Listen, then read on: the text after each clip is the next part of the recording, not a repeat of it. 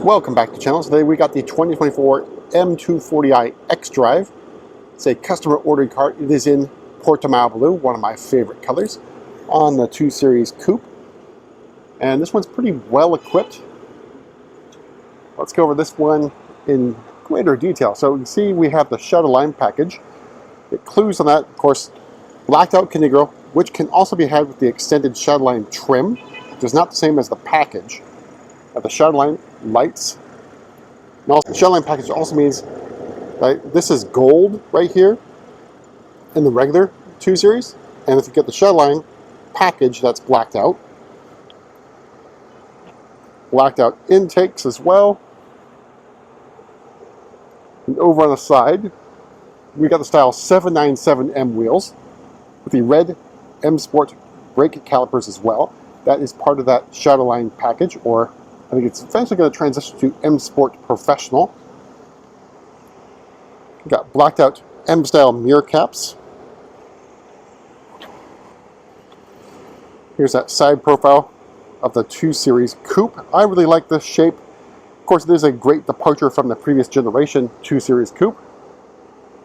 Then out back, we've got the gurney flap in black.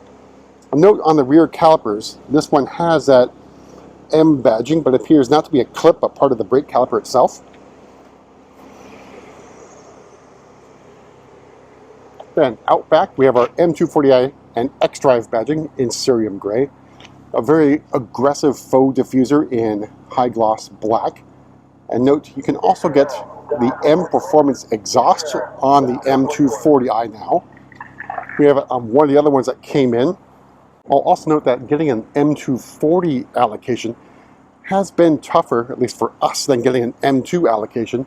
I think over the past 2 sort of allocation windows for October and November production, we've ended up with 10 M2s and maybe 2 or 3 M240s, which of course can be flexed either way, rear-wheel drive or xDrive. Let's go over the inside to go over pricing and options on this one.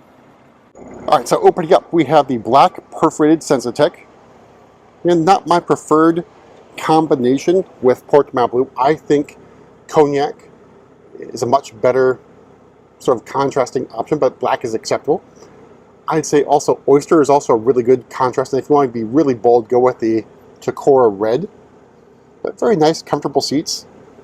The only thing that you're lacking is the adjustable side bolsters, but you do have lumbar support, which is an option on the 2 Series. M badging on the side sill here. All right, so inside your standard M Sport steering wheel, but no stitching here. I imagine that changes once the LCI comes out, and I think we're, what, another 2 model years away from that. Shift paddles. In front of me, iDrive 8 instrument panel. Heads-up display. The rest of the iDrive 8 curved display now. At least for now, the 2 Series and 3 Series will not get iDrive 8.5. That might change next year, or perhaps even the middle of the production for model year 24. But at the start, it is not capable of having iDrive 8.5, so it won't be available as an over-the-air update. The interior trim is the aluminum rhombosil trim, which really only appears down here on the center console. It is not up here on the dashboard, which appears to be more like a high gloss black. Your drive selector nub, iDrive controller, all the usual buttons over here. All right, so starting price of the M240i xDrive is $51,700. Portimao Blue adds another $650. Sensatech is included. Shadowline package for $400.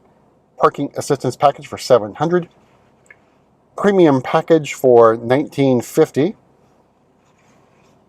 And we've got $150 for the aluminum rhombosil anthracite trim. Lumbar support for $350. Active cruise control for $500. Drive recorder for $100, and wireless device charging for another $200. Harman Kardon sound system for $875. And all told, MSRP of this particular example, $58,570. So I will note that you could add the drive recorder after purchase through the Connected Drive Store or the My BMW app. You could also add remote engine start if you didn't equip that from factory. So are some of the things you can add to the vehicle if it was not there from the start. I'll take a look at the back seat and the trunk, as well as pop the hood. All right, so we'll get in the back seat. We'll leave her right there, pull forward, and seating just for 2 more rear passengers.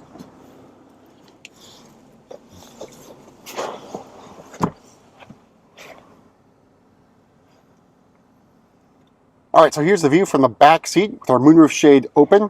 I think one deletion has been climate control in the rear. That appeared on the 2023. It is not on the 2024. There's also no charging ports in the back. That's been consistent. Knee room and legroom, I'd say, is adequate.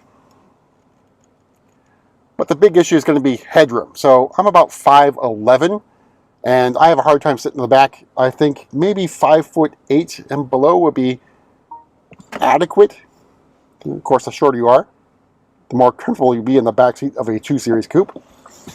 And strangely enough, the 230 you can order without the moonroof. You cannot delete the moonroof from the M240i, which may be, beneficial for some people. I do know some people like the look of the slick top, but in the back here, there is no kick to open, so you have to do the trunk opening the old-fashioned way. It's not powered. So trunk space, I think, is pretty decent for a 2 Series.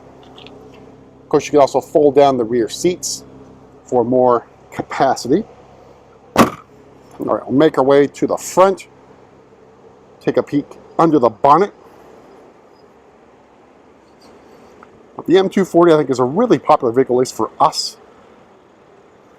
It's very difficult to keep these in stock. So underneath the hood is the B58 inline-6 3-liter turbo engine, 382 horsepower and 369 torques. So basically very comparable to the previous generation M2. I should say the OG M2, not the M2 Comp. But I think a pretty decent looking car, also fun to drive. That's it for a tour around the M240i, and we'll see you at the next video.